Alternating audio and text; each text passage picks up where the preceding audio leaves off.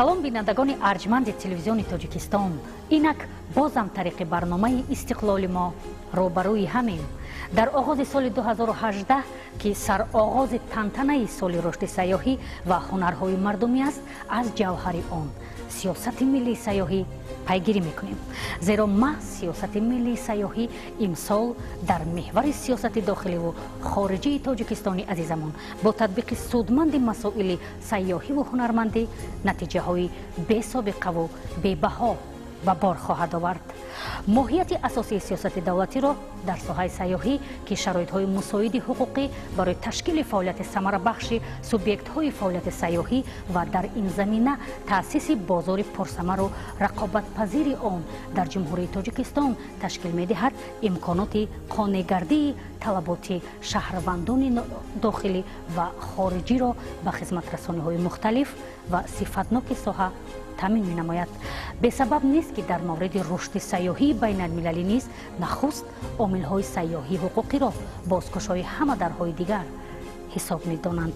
махсусан сиёсати шаффофу роҳкушои давлатӣ бо паёми навбатии президенти мамлакат пешвои миллат муҳтарам Эмомалӣ Раҳмон мутаносибан ба омилҳои бехатарии саёҳат, молиявӣ иқтисодӣ, омилҳои фарҳангӣ, иҷтимоӣ демографӣ, инфрасохторӣ, коммуникатсионӣ, рушди савдо, технологӣ, мукаммалгардии маҳсулоти сайёҳӣ ва маркетинг низ заминаҳои мусоиду воқеӣ фароҳам овард. сиёсати миллии сайёҳӣ аз муҳимтарин ва умдатарин самтҳои сиёсат дар пешрафти иқтисод ва тамоми соҳаҳои хоҷагии халқи бисёре аз кишварҳои ҷаҳон мебошад. бо дар назар дошти ин, аксари кишварҳои ҷаҳон кӯшиш барон доранд ки дар мавриди татбиқи амалии сиёсати миллии соҳаи сайёҳӣ тадбирҳои судманд амалӣ намоянд. аз ин нуқтаи назар сиёсати миллии сайёҳӣ дар ҷумҳурии тоҷикистон бо дар назар дошти он ки тоҷикистон дорои иқтидорҳои бениҳоят зиёди сайёҳӣ мебошад, бояд ки пайгирона мавриди амал қарор гирад. беҳуда нест ки сарвари муаззами мамлакат, асосгузори сулҳу ваҳдати миллӣ, пешвои миллат муҳтарам Эмомалӣ Раҳмон ҳанӯз аз солҳои нахустини соҳибистиқлолии ҷумҳурии тоҷикистон сиёсати дарҳои бозро эълон доштанд ва ҳамин сиёсати дарҳои боз имконияти фарохе барои татбиқи амалии сиёсати миллии сайёҳиро фароҳам сохт. тавре мебинем пешрафти соҳаи сайёҳӣ дар мамлакат давра ба давра тадриҷан амалӣ шуда истодааст. ҳисоботе ки аз ҷониби нашриёти бонуфузи ҷаҳонӣ ба қайд гирифта шудааст, оиди гузарондани бехатарии сайёҳон дар 141 давлати ҷаҳон тоҷикистон дар даҳгонаи беҳтарин мақоми 8-умро ишғол менамояд ва яъне дар сатҳи иттиҳоди давлатҳои мустақил тоҷикистон аз нигоҳи таъмини бехатарии сайёҳон мавқеи аввалро ишғол менамояд. мушаххастар бигӯем, дар меҳвари сиёсати миллии сайёҳӣ имрӯз омилҳои мақсаднок мавриди таваҷҷӯҳи хос ва тавсеа қарор гирифтанд.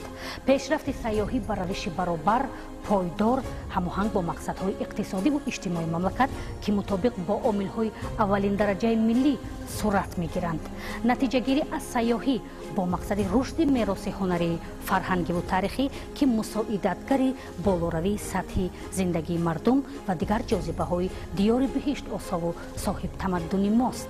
пешбурди имконоти сайёҳӣ дар манотиқи таъиншуда аз сӯи давлат ва ҳамоҳанг бо қонунҳои марбут ба истифода аз ҷуғрофияи он, ташвиқи бахшҳои фаъол дар рушди сайёҳӣ ба тарроҳӣ ва ҷамъоварӣ ва ҳамзамон баргузории давраҳои омӯзиши муносиб бо мақсади ба сатҳи болотарин расонидани вақти муносиби корӣ ва ноилшавӣ ба стандартҳои матлуб дар баробари албатта ҳамоҳанг кардани созмонҳои фаъолу сармоягузорон дар кори сайёҳӣ. аз дигар мушкилоту навтарин дастовардҳои соҳа дар ҷараёни барнома маълумот медиҳем. таваҷҷӯҳ намоед. барои дар сатҳи зарури ва баланд гузарондани соли 2018 чун соли рушди сайёҳӣ ва ҳунарҳои мардумӣ аз ҷониби кумита дар рӯзҳои нахустини сол як гурӯҳи донишҷӯён ба сайёҳати кӯҳнавардӣ ба ноҳияи Варзоб сафарбар намуданд ва инчунин як гурӯҳи хонандагони мактабҳои таҳсилотии миёнаи умумии шаҳри Душанбе ба сайёҳати таърихию фарҳангӣ пойтахти азизамон дида намуданд, то ин ки донишҷӯён ва хонандагон тавонанд дар соли 2018 инчунин ҳар як шаҳрванди ҷумҳурии Тоҷикистон муаррифигари имкониятҳои сайёҳӣ, мавзеъҳои бои нотакрори Тоҷикистон ба сайёҳони хориҷӣ ва дохилӣ бошанд. имрӯз зарур аст ки дар тамоми муассисаҳо, сохторҳо ва ҳатто дар муассисаҳои таҳсилоти миёнаи умумӣ бояд ки миёни хонандагони муассисаҳои таҳсилоти миёнаи умумӣ, миёни шаҳрвандони мамлакат, дар корхонаҳо, дар муассисаҳои дигар силсилаи чорабиниҳо ва вохӯриҳо дар мавриди нақшу мақоми соҳаи сайёҳӣ дар пешрафти иқтисодиёти мамлакат ва дар пешрафти сатҳи сифати зиндагонии ҳар як сокини мамлакат вохӯриҳо, семинарҳо, чорабиниҳои омӯзишӣ бояд ки роҳандозӣ карда шавад. аз ҷониби дигар ҷиҳати бунёди фазои сайёҳӣ ҳамчун омили аз ҳама муҳимтарини татбиқи амалии чорабиниҳо дар соли рушди сайёҳӣ ва ҳунарҳои мардумӣ бояд ки корҳои фаҳмондадиҳӣ пеш бурда шавад, то ин ки хусусан насли ҷавон ба ташрифоварӣ ба гӯшаву канори мамлакат сафарбар карда шаванд. аз як ҷониб ин ба сайру сайёҳат ва аз ҷониби дигар дар болоравии худшиносии миллӣ, ифтихори ватандорӣ таъсири амиқ боқӣ хоҳад гузошт. таъсиси кумитаи рушди сайёҳӣ назди ҳукумати ҷумҳурии Тоҷикистон агар аввалин заминаи рушди бесобиқаи сайёҳӣ дар ҷумҳурӣ аст, созмони портал ва ё сомонаи миллии сайёҳии Тоҷикистон дар он боз як қадами устувор дар фатҳи қуллаи мақсуд аст. Портал ба созмони умумиҷаҳонии сайёҳӣ пешниҳод гардида тавассути он ба 158 давлати узви комилҳуқуқи он ва 508 ассотсиатсияву созмонҳои байналмилалии узви вобастаи ин созмон муаррифӣ шуд, ки ба ин васила бори нахуст соҳаи сайёҳии ҷумҳурии мо ба бозори ҷаҳонии сайёҳӣ пайваст гардид. азбаски назаррастарин бурди мамолики пешрафтатарини сайёҳии ҷаҳон низоми бемайлони таъминоти иттилоотии онҳост, сайёҳатҷӯёну дилбохтагони Тоҷикистони биҳишт осову шоистаи сайёҳӣ ба хадамоти иттилоотӣ махсусан бо забони модариашон сахт ниёз доштанд. инак дар раванди аввалин марҳалаҳои татбиқи сиёсати миллии сайёҳӣ чунин мушкилоти омили инфрасохтори коммуникатсионӣ барҳам мехӯрад. аз тозатарин иттилои коршиносон бархурдор гардед.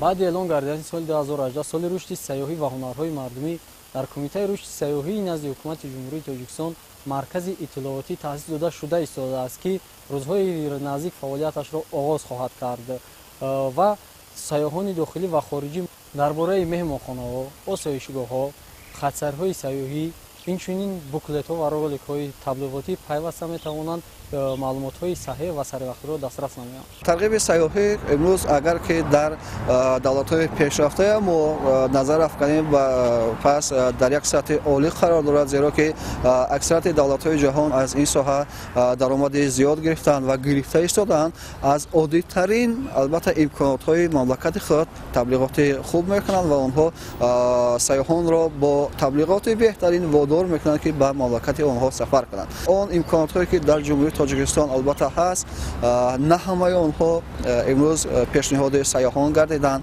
ва на ҳама ширкатҳои сайёҳӣ имрӯз аз ин имконотҳо истифода мекунанд, зеро ки ҳар як имконот, ҳар як ёдгории таърихӣ, фарҳангӣ ва табиӣ ки дар ҷумҳурии Тоҷикистон мавҷуд ҳастанд, онҳо заминаи мусоид, заминаи асосӣ барои рушди ин соҳа ба ҳисоб меравад. чун имрӯз мувофиқи тадқиқотҳои коршиносон, бостоншиносон дар ҷумҳурии Тоҷикистон зиёда аз 2023 ёдгории таърихию фарҳангӣ мавҷуд аст, ки ҳамаи онҳо метавонад як дилхоҳ сайёҳи хориҷиро ба худ ҷалб кунад, танҳо дар ҳолате ки он аз тарафи ширкатҳои сайёҳӣ, аз тарафи он ташкилотҳое ки ба ин кор машғул ҳастанд таблиғи хуб гирад. қарни 21 чун асри иттилооту сайёҳати сайёра мутахассисону олимони варзидаро водор сохтааст ки сайёҳиро дар илм бо алоқамандии фанҳои таркибӣ устувору густурда намоянд. сайёҳӣ ва география, сайёҳӣ ва иқтисодиёт, сайёҳӣ ва фалсафа, сайёҳӣ ва иҷтимоиёт, сайёҳӣ ва иттилоот, техника, технология, сайёҳӣ ва экология, сайёҳӣ ва ҳуқуқ ва илмҳои интихобӣ. дар сайёҳӣ суръати маърифати башарияту тақозои ҷаҳонишавист. аз шарофати истиқлоли бебаҳои мо ва таваҷҷуҳу ғамхориҳои бевоситаи президенти мамлакат, пешвои миллат муҳтарам Эмомалӣ Раҳмон тарбияи мутахассисони баландпояи соҳаи сайёҳӣ عامل کلیدی پیشرفت و شکوفایی تاجیکستان عزیزمون محسوب می‌یابد که در زمینه ساحه‌های مختلف اکثر مؤسسه‌های تحصیلات عالی مملکت مخصوصاً کاتدرهای سیاحی به راه مانده شده است. در شماره قبلی سلسله برنامه استقلال ما پایه‌گذاران آن نمایندگان دانشگاه ملی تاجیکستان و دانشگاه دولتی آموزگاری تاجیکستان به نام صدرالدین عینی اشتراک داشتند. اینک نمایندگان مخصوص و مربوط دانشکده صاحبکاری و خدمت و دانشکده دولتی فرهنگ و صنعت تاجیکستان به نام میرزا ترسنزاده تقویت بخش رسالت خویشند و اینچنین دانشکده دولتی تجارت تاجیکستان و دانشکده تربیت جسمانی به نام سید مومن رحیمов در سطح و صفت تیارنمایی متخصصان سهم گذارند. در دانشگاه دولتی فرهنگ و صنعت تاجیکستان به نام میرزا ترسنزاده اختصاصی سیاحت و مهمانداری فعالیت میکند که در اینجا استادانی با تجربه به دانشجویان درس میگویند و در زیر این اختصاص محفل سیاحی دانشجویان با نام ادلویز فعالیت میکند که درس‌های عملی دانشجویان در شرکت‌های سیاحی و در مهمانخانه‌ها و در منظره‌های نوتکرار تاجیکستان جاهایی که خیلی جالب دقت هستند گذرانده می شود که برای تیار کردن کادرهای بلند اختصاص مساعدت می کند. اصطلاح ادلویز چی معنا دارد؟ ادلویز این یک نمود رستنی است که در بلندترین در کوههای بلندترین می روید و از این رو گرفتنی یعنی با دسترس نمودن این گل خیلی مشکل است. عین حال 109 نفر دارای این اردن ادلویز می باشند در جهان. با در نظر داشت اون که پیشرفت ساحه سیاحی از چگونگی سطح صفتی آموزه سازی متخصصان وابستگی بالکل دارد، در این زمینه تمام مؤسسه‌های تحصیلات عالی مملکت پیوسته در کوشش آن هستند که برای تشکیل ثمرناک تأمین روند تعلیم متخصصان آینده ساحه توریسم تمام امکانات و اقتدارها را عملی نمایند. همین است که امروز با فراگیری دانش‌های زمانوی از جمله آموزش تکنولوژی کامپیوتری، آموزش زبان‌های گوناگون خارجی و دیگر امکانات و عامل‌هایی که برای ساحه تحصیلات تخصصی ضرور هستند راه اندازی شده ایستاده است. خوشبختانه دانشجویان دانشکده صاحبکاری و خدمت امروز در بازاری مهنت ساحه توریسم طلبگاران زیاد دارند و بسیاری از خدمتگزاران دانشکده امکانات دارند که در مؤسسه‌های پیشرفته‌ترین مهمانپذیری و در شرکت‌های با نفوذترین وطنی ساحه سیاحی و بیرون از آن کار فعالیت نمایند. امروز ما کوشش بر آن داریم که این روند را دوباره باز تحکیم بخشیم و صفت تحصیلی تخصصی متخصصان ساحه توریسم را بلندتر برداریم.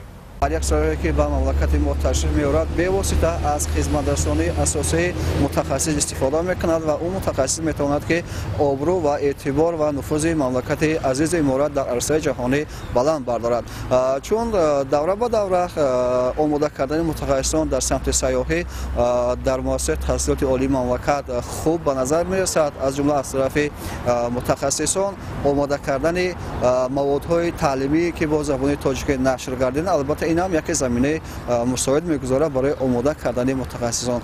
اما این آن شرکت ها، آن تشکیلات هایی که امروز در جمهوری تاجیکستان برای قبول سیاحان یعنی مشغول هستند، میباید آنها را که در سال 2018 با تمام مؤسسات تحصیلات عالی در رابطه خوب باشند، در رابطه نزدیک باشند، زیرا که هنگام با رابطه بودن با مؤسسات تحصیلات عالی آنها میتوانند در شرکت های خود البته یعنی آماده کنند و در آینده متخصصانی که از ساحه سیاحی آماده میشوند یک امکانات خوبی دسترسی پیدا کنند با جای کار. هر یک نفر ساکن مملکت میتوانند که ترغیبگری مال و محصولات ملی توریستی باشند. در کدامشان؟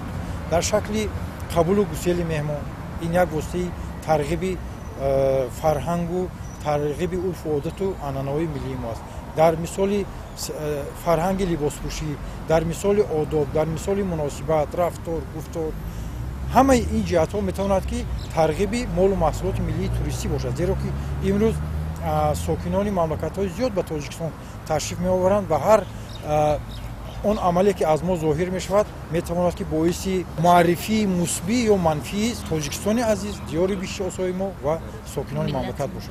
تمام دولت‌هایی که امروز از این ساحه یک منفعت خوب گرفتن کوشش میکنند که با راه و اصول‌های گوناگون این ساحه در مملکت خود ترقی دهند. یکی از عامل‌های اساسی جلب سیاحان بر مملکت این پیشنهاد هنرهای مردمی است یا ارمغان، زیرا که آنها کوشش میکنند که بعد سفر از یک منطقه به منطقه دیگر به خود چیز سوغاتی گیرند، چیز ارمغان گیرند تا یک عمر، تا یک دوره معین در خاطرات آنها نقش ماندد. چون امروز جمهوری تاجیکستان ما قیاس میکنیم با دیگر دولت‌ها، البته یک چند یا که یک مقدار یادگاری‌های تاریخی، یک مقدار امکانات‌های فراخی برای جلب سیاحان در مملکت ما موجود است و ما امید میکنیم که با شرافت سال 2018 سال رشد سیاحی و هنرهای مردمی تشریف سیاحان به مملکت زیاد میگردد و به این وسیله هم بودجه مملکت غنی میگردد و هم مردمی که در محلها با امید یعنی بهتر گردیدن سطح زندگی آن هنرهای خود البته ایجاد میکنند، استحصال میکنند، سطح اقتصادیات عالی خود را خوبتر میکنند. سال 2018 سال رشد سیاحی و هنرهای مردمی است. اعلان نمودن این سال همچون سال رشد سیاحی از جانب پرزیدنت جمهوری تاجیکستان پیشوای ملت محترم امام علی رحمان دلیل معرفی بیشتر تاجیکستان همچون کشوری امن و آسایش و سیاحی در سیاره است. این تدبیر رسالت ما ساکنان این مرز مقدس را در این سال باز هم بیشتر می‌گرداند. ما وظیفه داریم در معرفی سرزمین سیاحیمان باز هم بیشتر سهمگزار باشیم. باقی تا دیدار در برنامه‌های دیگر.